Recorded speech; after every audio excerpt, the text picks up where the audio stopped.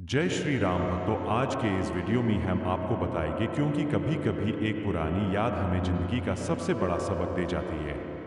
रवि शहर की एक बड़ी कंपनी में नौकरी करता था। गांव छोड़कर उसे शहर आए हुए लगभग 10 साल हो चुके थे। काम की भागदौड़, मीटिंग और जिम्मेदारियों के बीच उसका गांव जाना बहुत कम हो गया था। गांव में उसकी मां शांति देवी अकेली रहती थी।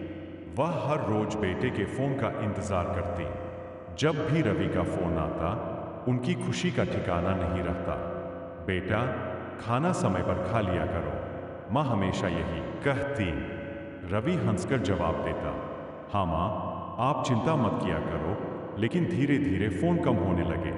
कभी हफ्ते में एक बार, तो कभी महीने में एक बार। माँ हर बार यही सोचकर खुद को समझा लेती कि बेटा काम में व्यस्त होगा। उनके पास एक पुराना मोबाइल था।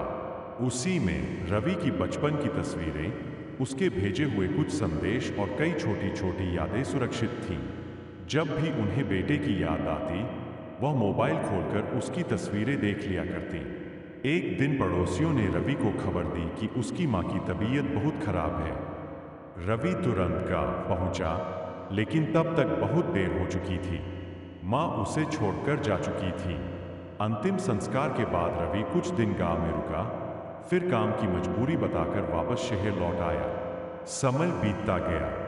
देखते ही देखते 3 साल गुजर गए। एक दिन रवि अपने पुराने घर की सफाई कर रहा था। अलमारी के एक कोने में उसे मां का पुराना मोबाइल मिला। मोबाइल धूल से भरा हुआ था। उसने उसे साफ किया और चार्जर लगाकर चालू करने की कोशिश की। कुछ देर बाद मोबाइल चालू हो गया। स्क्रीन पर मां की मुस्कुराती हुई तस्वीर देखकर रवि की आंखें भर आईं। वह गैलरी देखने लगा।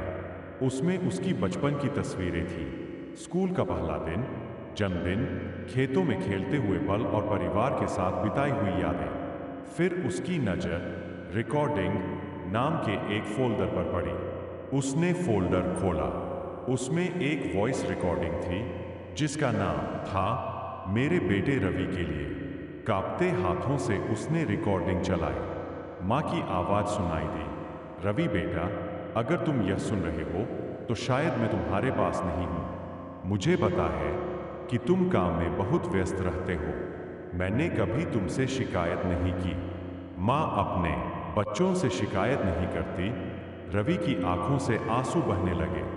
रिकॉर्डिंग में मां आगे बोली, बेटा, मैंने इस मोबाइल में तुम्हारी सारी यादें संभाल कर रखी है। जब तुम दूर थे तो इन्हें देखकर लगता था कि तुम मेरे पास ही हो। कुछ पल की खामोशी के बाद की आवाज फिर सुनाई दी, एक बात हमेशा याद रखना, पैसा कमाना जरूरी है, लेकिन अपने लोगों के लिए समय निकालना उससे भी ज्यादा जरूरी है। जब भी खाना खाओ, यह मत सोचना कि मां नहीं है।